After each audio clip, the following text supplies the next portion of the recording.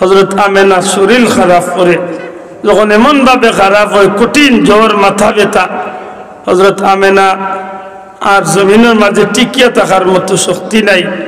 আল্লাহর বান্দি জমিনের মাঝে লুটিয়া পড়ি যায়। দাসী সুয়াইবা তার মা আমেনার মাথার মাঝে কাপড় ভিজাইয়া পট্টি দিয়া সান্ত্বনা দিতে থাকেন। আমার নবী সাল্লাল্লাহু আলাইহি সাল্লামের মারবাদি চাইনার হইন, মা আইসলাম বাবার জিয়ারত করাত, বাবারে দেখা সম্ভব হইল না। তোমার যে অবস্থা, মনে হয় তুমিও মনে হয় জমিন ছাড়িয়া যাইবাই। মা গো, আমারে কি চির এতিম বানাইয়া জমিন তুনে যাইতে কি চাওনি? হযরতে আমেনার শরীর যত সময় যায়, আমেনা চিন্তার মাঝে পড়ে গেল। আমার নবীজিরে লইয়া রওনা দিলা।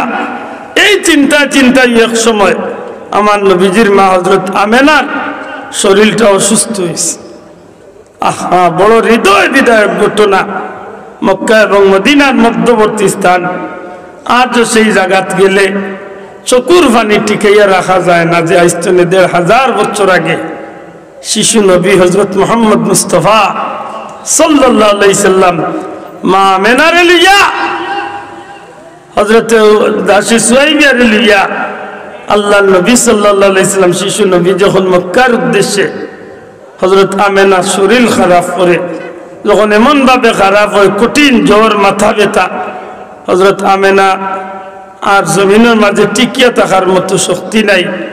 আল্লাহর বান্দি জমিনের মাঝে লুটিয়া পড়ি যায়। দাসী সুয়াইবা তার মা আমেনার মাথার মাঝে কাপড় ভিজাইয়া পট্টি দিয়া সান্ত্বনা দিতে থাকেন। আমার নবী সাল্লাল্লাহু আলাইহি সাল্লামের মারবাদি চাইনার হইন, মা আইসলাম বাবার জিয়ারত করাত, বাবারে দেখা সম্ভব হইল না। তোমার যে অবস্থা, মনে হয় তুমিও মনে হয় জমিন ছাড়িয়া যাইবাই। মা গো, আমারে কি চির এতিম বানাইয়া জমিন তুনে যাইতে কি চাওনি? হযরতে আমেনার শরীর যত সময় যায় খালি দুর্বল হয়। হঠাৎ করে আমার নবীজির মা আমেনার মনের ভিতরে কি যেন একটা অজানা কথা আইল। দাসী সুয়াইবারে ডাক দিয়া কইল, দাসী সুয়াইবা, ও বোন সুয়াইবা, সুয়াইবা তোমার হাতটা আমার কাছে দেও।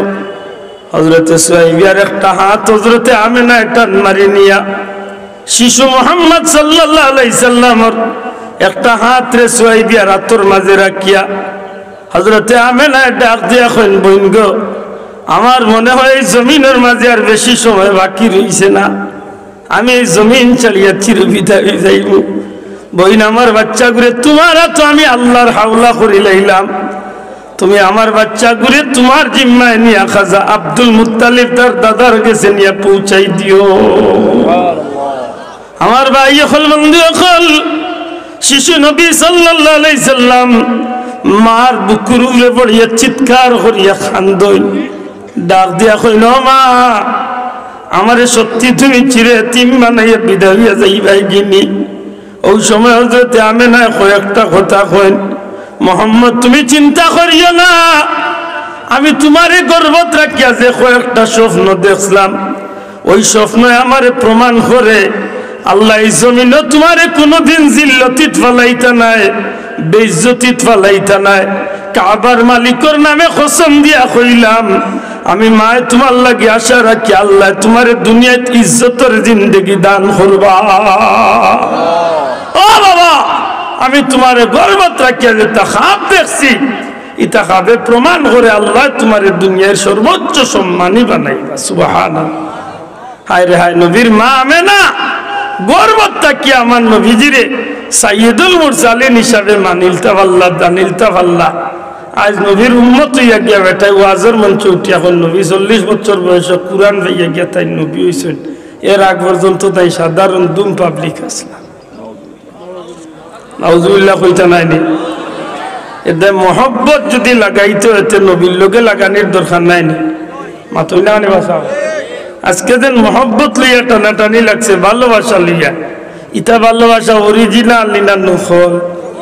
মাতকা নকল।